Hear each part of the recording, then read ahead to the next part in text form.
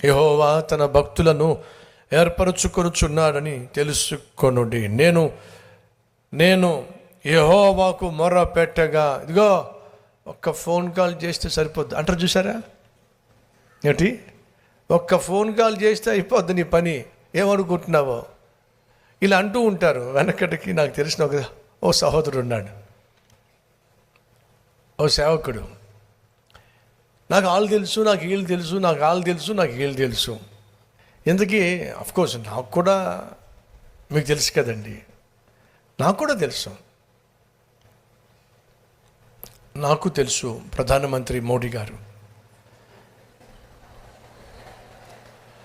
నాకు తెలుసు మన ముఖ్యమంత్రి కేసీఆర్ గారు, అలాగే ఆంధ్ర ముఖ్యమంత్రి జగన్ గారు, నాకు తెలుసు అమెరికా ప్రెసిడెంట్ బైడెన్ గారు.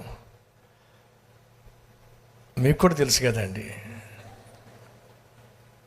నాకు తెలుసు ఒకప్పుడు ఇందిరాగాంధీ గారు, నాకు తెలుసు ఒకప్పుడు మహాత్మా గాంధీ గారు. ఎలా తెలుసు? పేపర్లో చూస్తా కదండి, భలేవాళ్ళు టీవీలో చూస్తూ ఉంటా, పేపర్లో చదువుతూ ఉంటా, చరిత్ర చదువుతూ ఉంటా కదా.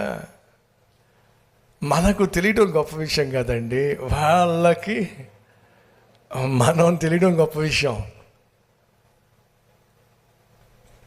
నాకు వాళ్ళు తెలుసు, నాకు వీళ్ళు తెలుసు, నాకు వాళ్ళు తెలుసు, నాకు వీళ్ళు తెలుసు, ఇది ఒక బడాయి కబుర్లో. ఓ రోజు కారు తీసుకెళ్ళి, ఒక డొక్కు కారు తీసుకెళ్ళి పార్కింగ్ చేయకూడని ప్లేస్లో పార్కింగ్ చేశాడు ఈయన. ఈ లోపల ట్రాఫిక్ కానిస్టేబుల్ వచ్చి, పోలీస్ వచ్చి, ట్రాఫిక్ ఆయన వచ్చి, ఇక్కడ పార్క్ చేయకూడదండి, తీయండి మీ కారు అని చెప్పి అన్నాడు. మనోడి సంగతి తెలుసు కదా, మీకు చెప్పా కదా, ఒట్టి బడాయి కోరుడు. హలో, ఏమనుకుంటున్నాను? ఒక్క ఫోన్ కాల్ సరిపోద్ది, నీ పని అయిపోద్ది.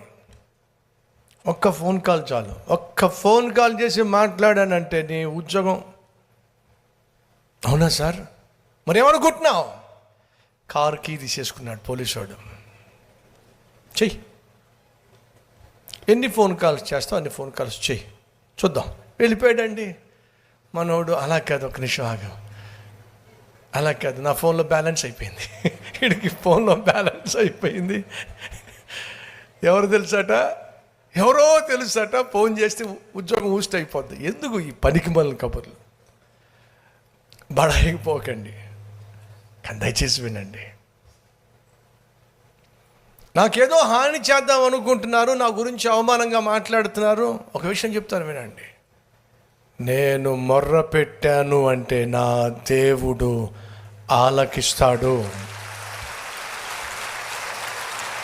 ఎంత అద్భుతంగా ఉందండి. నేను మొర్రపెట్టాను అంటే ఏమంటున్నాడు? నేను యెహోవాకు మొర్రపెట్టగా ఆయన ఆలకిస్తాడు.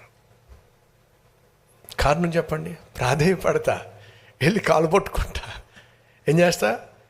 వెళ్ళి ఆయన పాదాలు పట్టుకుంటా,